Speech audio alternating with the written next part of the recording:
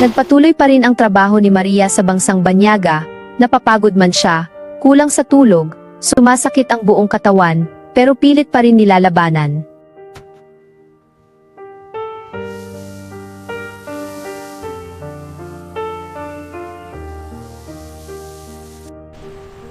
Dito sa bansang Banyaga, lahat ng ipapagawa nila sa'yo ay dapat sundin mo, para di ka lang mapapagalitan ng amo mo, maliban lang sa masama ang ipapagawa nila sa'yo.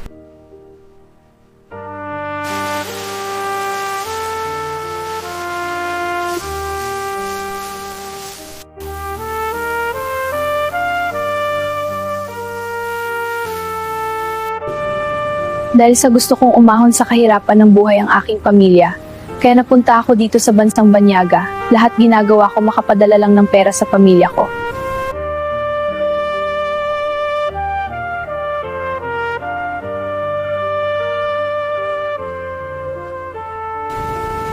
Ako may nangulila sa aking pamilya at gusto ko na silang makita at makasama, pero di pa ako pwede umuwi dahil wala pa din akong ipon na pera dahil halos lahat na ipadala na ko na sa kanila.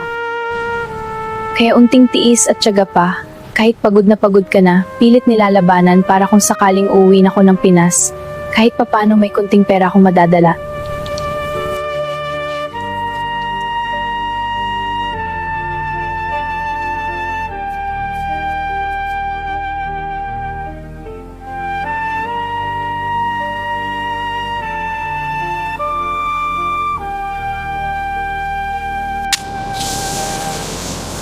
Idol, baka pwede ako makahingi ng isang share ng video ko. Sobrang malaking tulong na po yan sa akin bilang isang kasambahay. Maraming salamat sa iyo, Idol.